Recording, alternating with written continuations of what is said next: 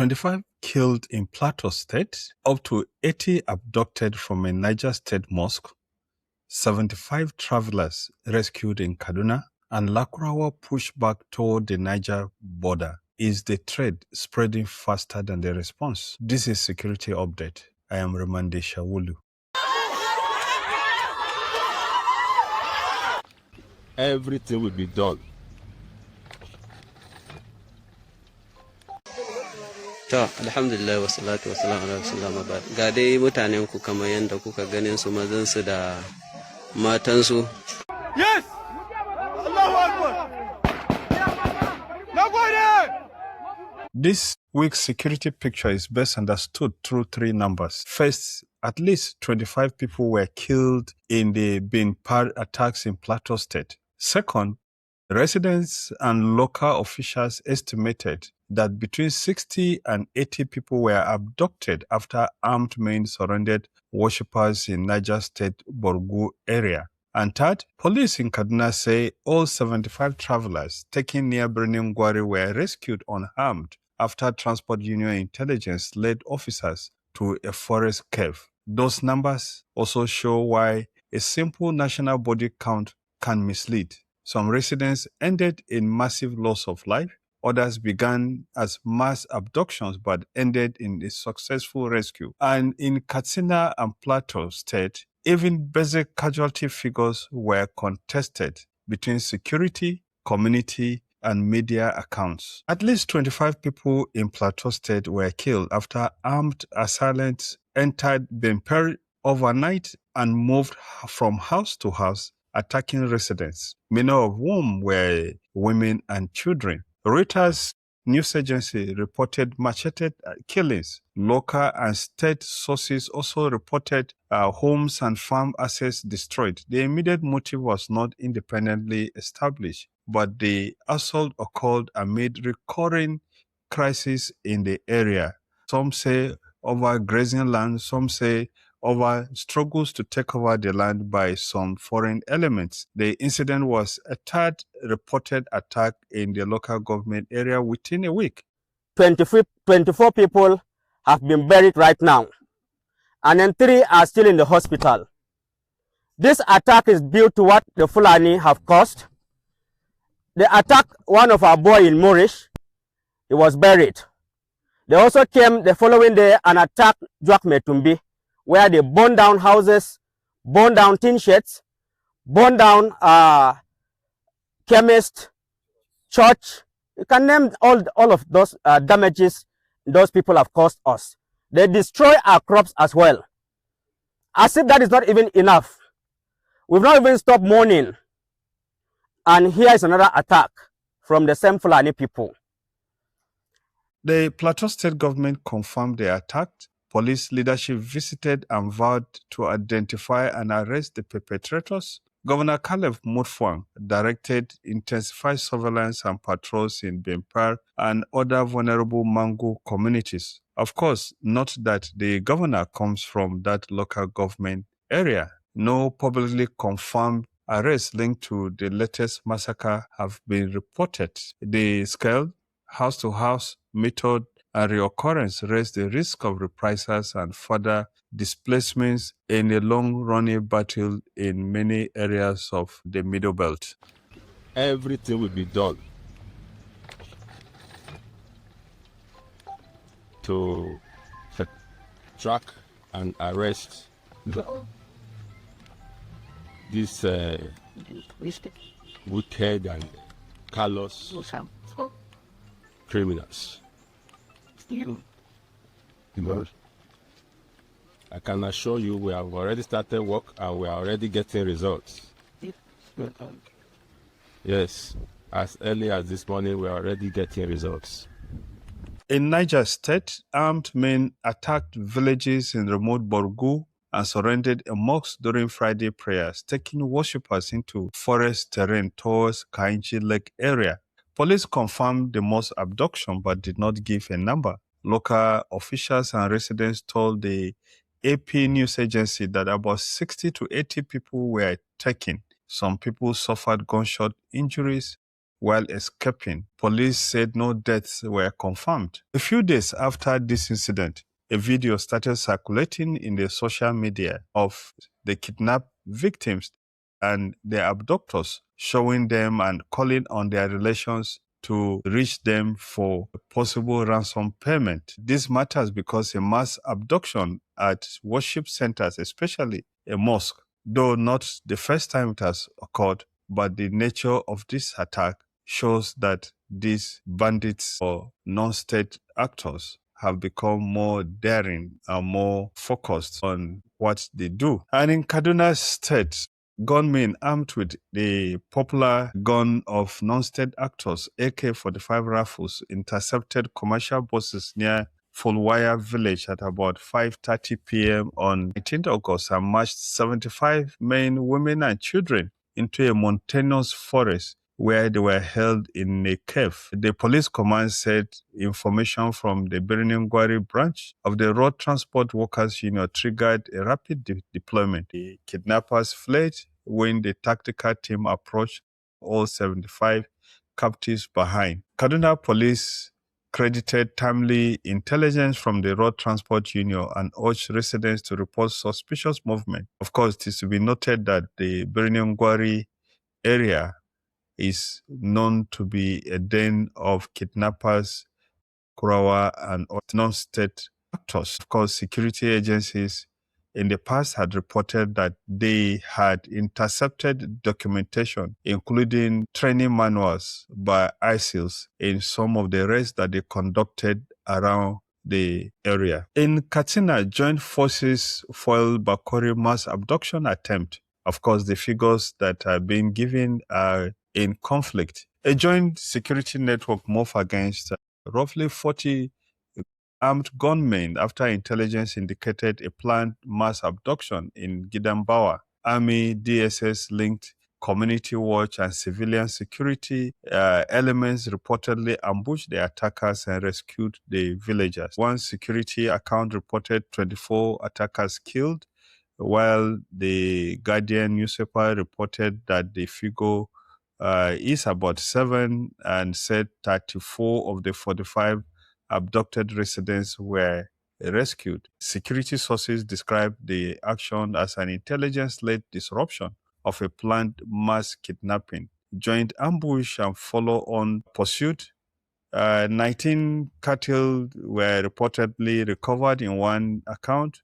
Troops at the forward operation base, Bachaka, engaged fighters identified by military sources as Lakurawa after they attempted to enter the border community, kidnap residents, and rustle cattle. The firefight forced the attackers to withdraw towards Makera near the Niger Republic, leaving the stolen animals behind. No civilian or troop deaths were reported in the account. A military source said rapid response prevented a potentially serious attack and urged continuous community intelligence. The forward operation-based troops engaged the attackers and pursued them towards the border and recovered the livestock. This incident again shows that with cooperation and better intelligence, the security could do much better than they have been doing. In Borno State, Gujiba forward base withstands another two-wave insurgent assault. Security sources reports say that insurgents again advanced on the Gujibo forward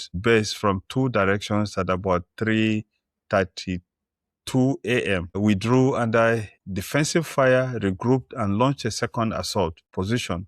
A follow-up sweep reportedly found blood traces and abandoned ammunition said to be related to the attackers, whose casualty is not known.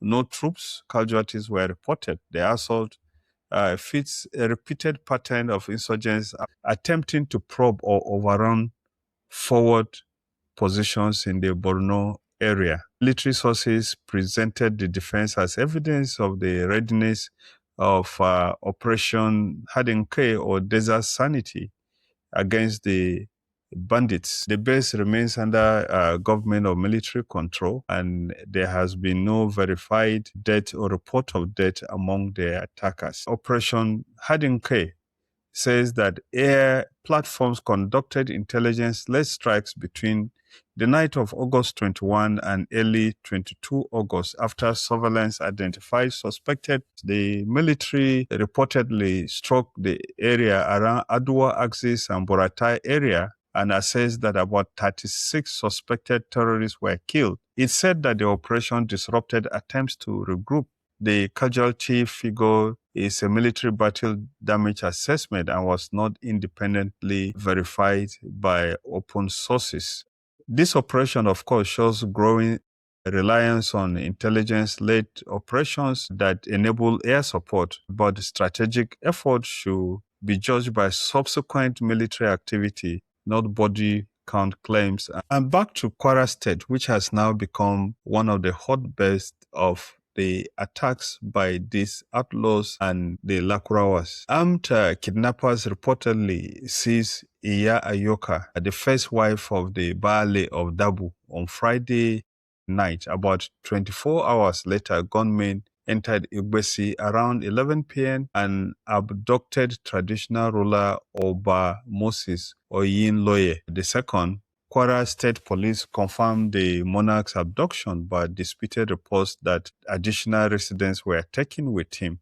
Two incidents reinforce a pattern of kidnappings in Kwara South after earlier high-profile abductions and displacement concerns in the area. Kwara State Police Commissioner confirmed the monarch's abduction and said only the ruler was taken at Igbesi. And in Plateau State, Iriom attack produces sharply conflicting casualty accounts. Gunmen again attacked another place in Riom, this time Tanju and Taral on Sunday afternoon, triggering an exchange with security personnel. Community-linked reporting said 2 security operatives were killed, their rifles taken, residents injured, and 1 civilian missing. A Nigerian police operational summary issued the next day said that the attack was on Tajol and was repelled, and 2 injured security personnel were recovering and hospitalized without reporting security personnel deaths.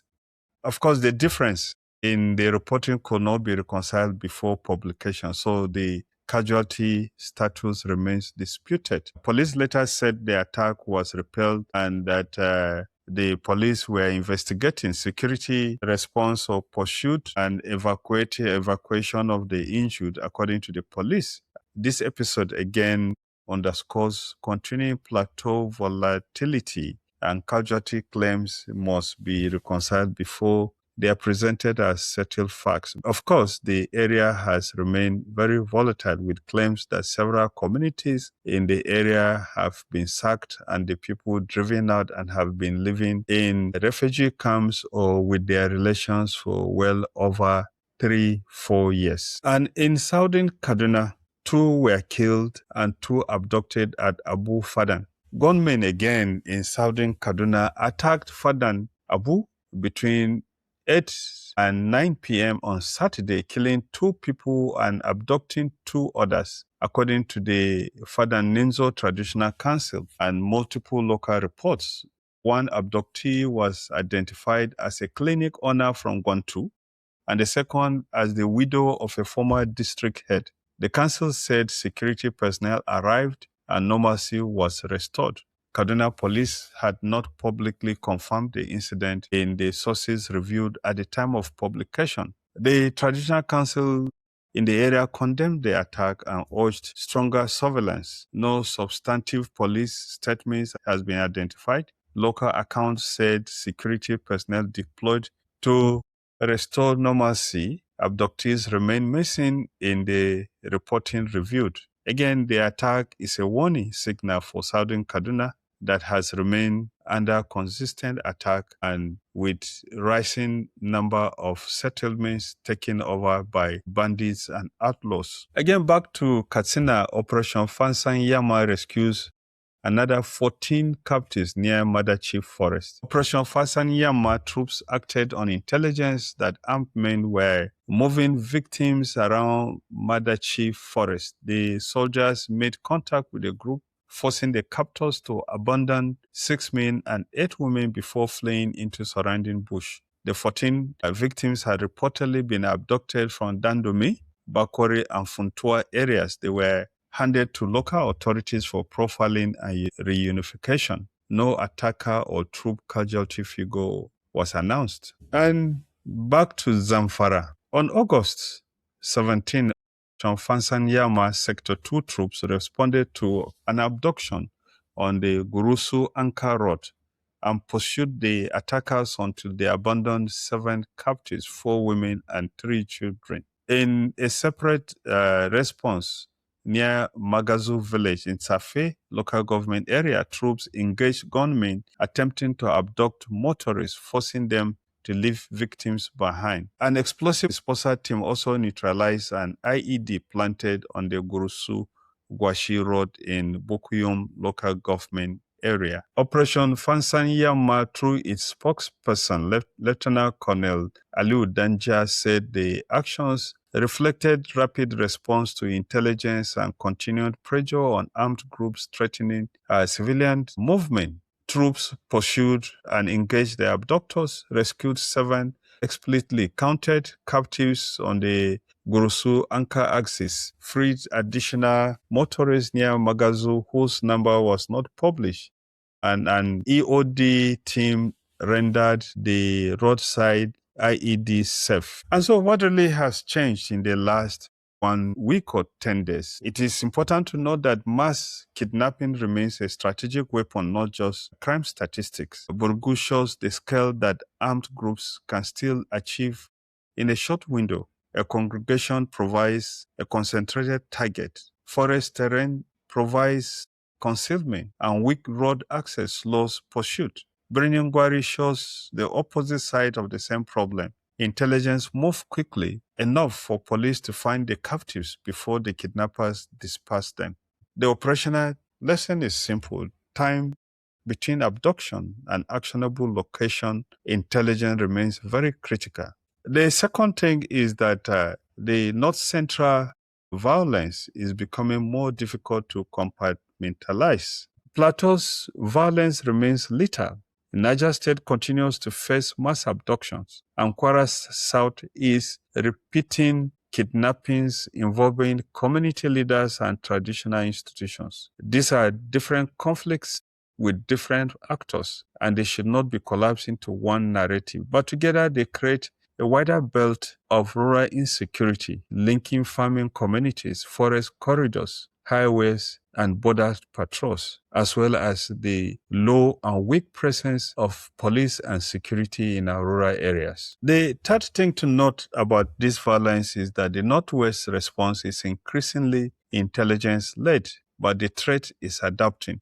The threat is not ending. And fourth, the Borno fight is still about pressure on military bases, mobility, and regeneration. The fact of the matter is that these outlaws will keep probing the strength and abilities of our military bases to protect themselves and even advance.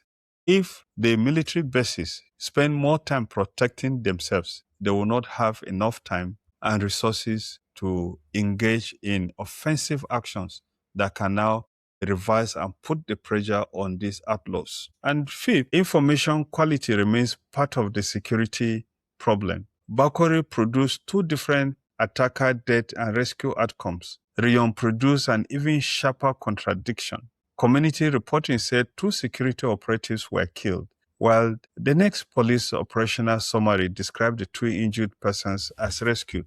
So what actually happened? Were the security guys rescued? Were they injured or they were killed? On a final note, between August 19 and 20, President Bola Ahmed Tinubu ordered a comprehensive national threat assessment and a rolling 5-year strategic defense operation plans with an 11-member committee and a 90-day deadline. The test will be whether this produces integrated priorities, capability choices, and measurable theater outcomes rather than another planning document, which Nigeria has in surplus. Now we'll move over to the Sahel, because what happens in the Sahel does not stay in the Sahel. It affects Nigeria directly. In the period under review, in Niger, Tessa Gendarmerie post was overrun in Dosso. Armed men on motorcycles attacked and overran the Gendarmerie position in Tessa in Niger's Dosso region. Act2 Niger reported more than 15 security personnel killed. Other local reporting put the figure at 18. The camp was reportedly damaged and burned. The attack had not been officially claimed, but Nigerian authorities had not publicly confirmed the casualty in the reporting under review. Dosso sits in the southwest Niger environment adjoining Nigeria and Benin,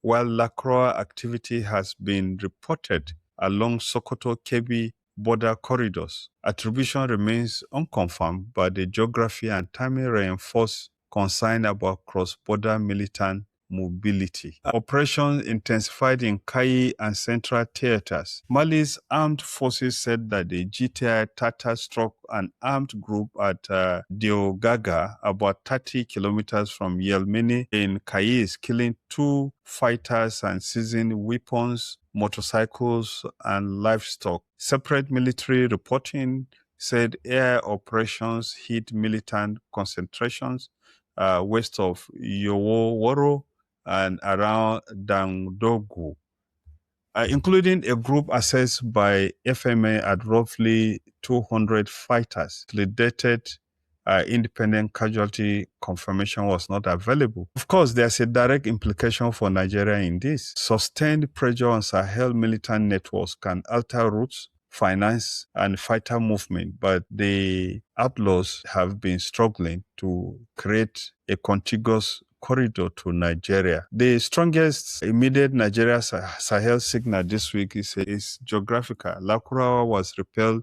at Bachaka on Nigeria's side of the border, while the Nigerian post in Tessa in the wider southeast Niger environment was overrun a day later. That does not prove the same cell carried out both actions. It does mean that the Sokoto-Kebbi Niger-Benin border space deserves to be treated as one connected early warning theater rather than as separate regions. A problem that has been created by the crisis in ECOWAS that led to the creation of the countries of the Sahel operating separately from the ECOWAS. And of course, there is a forgotten story that we need to tell you now. In Borno, parents of children abducted from Musa protested in Uba on August 20th, nearly 100 days after the children were taken from their classrooms. Reuters reported that about 45 children remain unaccounted for.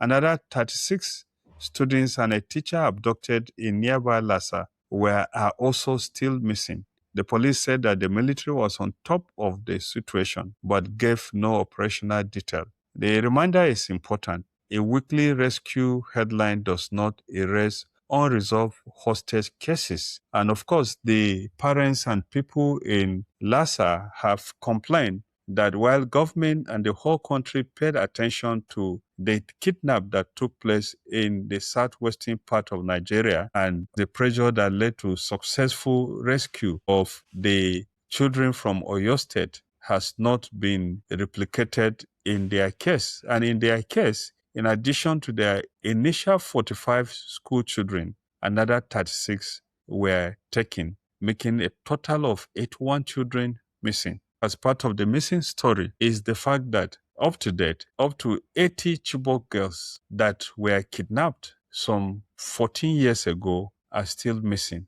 And Leah Sharibu, the girl who was kidnapped and left behind because she would not leave her Christian religion, is still in the hand of the captives. They seem to have been forgotten by Nigeria.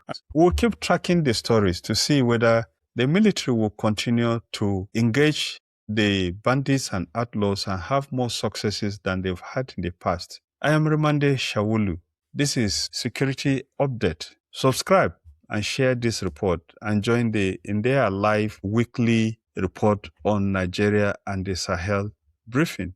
You can also go to our website, india.live, and subscribe to receive an electronic copy of our security briefing. It is free for all those that want to be part of the weekly security report. Let's have your comment on our comment section, but make it short and be polite. Respect the views of other people. And don't forget, once again, to just hit on that subscribe button. and be part of the Indea story.